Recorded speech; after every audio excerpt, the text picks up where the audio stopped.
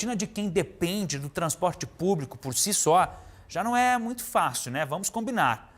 Mas ela piora se a passageira é de fato uma mulher. Isso porque, além dessas mulheres enfrentarem a superlotação, a demora, elas ainda precisam lutar com a importunação ou o abuso de passageiros que se sentem no direito de passar dos limites durante o trajeto.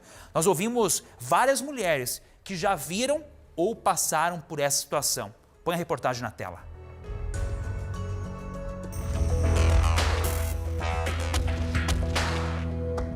Eles ficam olhando e tal, não é legal não. Eu me sinto bem um pouco insegura. Uma vez um homem encostou em mim, foi bem deselegante, daí eu saí de perto dele e fui para outro canto. Relatos assim estão por toda parte, nos terminais, nos ônibus. Casos de assédio são cada vez mais comuns. O medo das mulheres começa justamente aqui, no momento de entrar no transporte, principalmente quando ele está lotado, porque aí pode ter aquela passada de mão, aquela encostada e nem mesmo saber o que fazer nesse momento. Elas sabem. Eu fiquei bem nervosa, né? E olhei bem torto para ele e saí de perto. O que você acha que tem que ser feito assim para trazer mais segurança para as mulheres? Rondas policiais, eu acho, mais no terminal, algo assim. Se durante o dia é difícil, à noite, então, a situação fica ainda pior. A Luciane depende do transporte para trabalhar. E como ela trabalha à noite, as opções de linhas são poucas. E boa parte do trajeto ela precisa fazer a pé. Nesse flagrante, a Luciane foi abordada por um morador de rua. Cena que é comum, segundo ela. Hoje está chovendo.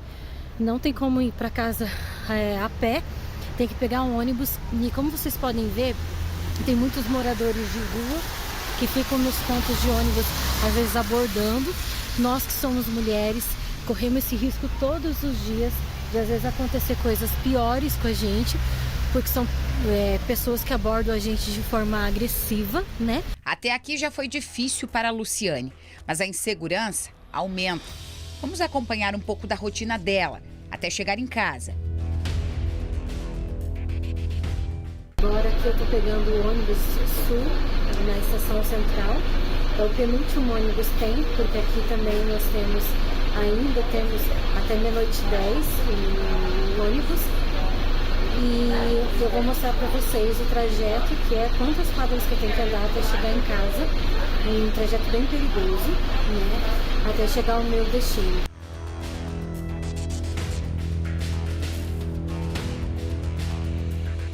Eu parei ali na Carlos Gomes e toda essa rua é o quarteirão inteiro, gente, aqui da Copel. Ela é muito grande, que vale quase a 2 quadras. E eu tenho que passar todo santo dia por esse lugar aqui, ó. Extremamente escuro, não tem uma iluminação. Vocês podem ver que vocês não estão me vendo, né? A câmera aqui tá totalmente escuro e eu tenho que passar por isso todo santo dia até chegar em casa. Já fui quase assaltada 2 vezes por causa disso, por não ter um transporte público de segurança. Fica logo ali o ponto de ônibus, ó, pertinho de casa. Novinho o ponto de ônibus, porém tem ponto de ônibus, mas não tem ônibus que passa aqui pra gente chegar em casa em segurança. Esse medo da Luciane é o mesmo de centenas de mulheres que dependem do transporte para ir e vir. A dona Hilda pega o ônibus no bairro Brasília, região norte de Cascavel. E as condições não são nada boas. Mato alto, falta de fiscalização, situações que geram preocupação de quem precisa do transporte. Dá medo porque tem muito matagal de um lado e do outro, tem uma praça abandonada, tem muito mato em roda do ponto. Tá horrível. Tinha que ser limpado, né?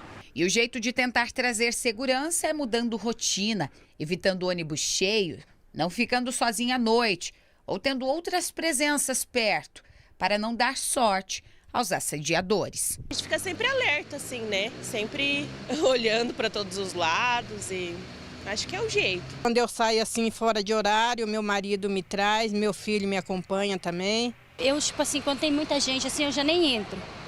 Aí eu pretendo ir quando, tipo, tá mais vazio, assim, que não tem muita gente.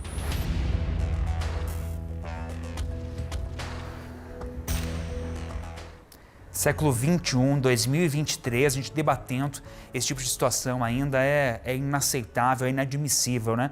Nós continuamos nesse assunto porque nós vamos, inclusive, ouvir o secretário de Segurança Pública de Cascavel para saber sobre as medidas a serem tomadas para tentar evitar esse tipo de situação criminosa quando a educação falta, né? E ela continua acontecendo. Vamos ouvir o que disse, então, o doutor Pedro Fernandes.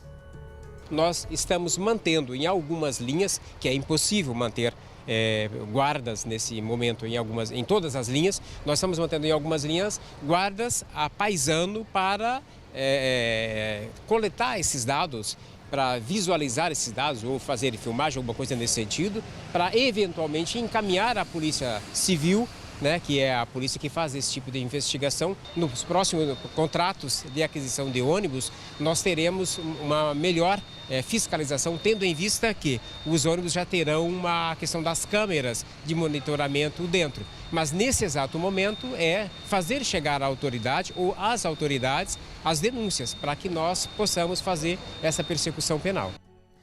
Olha, eu posso estar falando besteira, eu já me sinto pai, meu bebê está quase chegando, o Ravi, mas eu ainda não sou pai, não sei, não posso discutir educação de uma criança, não sei como que funciona nas escolas, então me permita, professores que estão nos acompanhando agora, se isso está acontecendo, mas a gente precisa discutir no âmbito da educação, no âmbito da família, no âmbito do Ministério da Educação em nível federal, das secretarias também de educação, mas principalmente, não estou falando aqui de religião, eu estou falando de quem teme a Deus, quem é cristão, enfim, nas famílias a gente precisa discutir esse tipo de assunto, tá? Porque a gente tem que pensar na punição, por isso ouvimos agora o secretário de Segurança Pública de Cascavel, mas a gente precisa ir mais além. É debater no seio familiar, é evitar que esse tipo de situação continue acontecendo. É de homem que acha e se sente no direito de passar a mão numa mulher, e às vezes não é só isso, não. É falar. A importunação sexual não é passar a mão, é falar. A violência contra a mulher que é descabida, os casos de feminicídio, nós precisamos discutir. E eu vou além, não é com as nossas meninas, porque roupa não define caráter, não tem nada a ver com isso. Mulher pode usar a roupa que quiser, no ambiente que quiser, a hora que for. É discutir com os nossos meninos, com as nossas crianças. Eu serei pai de menino, o Ravi está chegando aí, então quero discutir desde cedo, falar que não é assim, que é direitos iguais e que ninguém tem direito, seja homem ou seja mulher, de passar a mão no corpo de outra pessoa sem que ela autorize ou de desrespeitar. O meu direito acaba quando começa do outro, pelo amor de Deus, tá?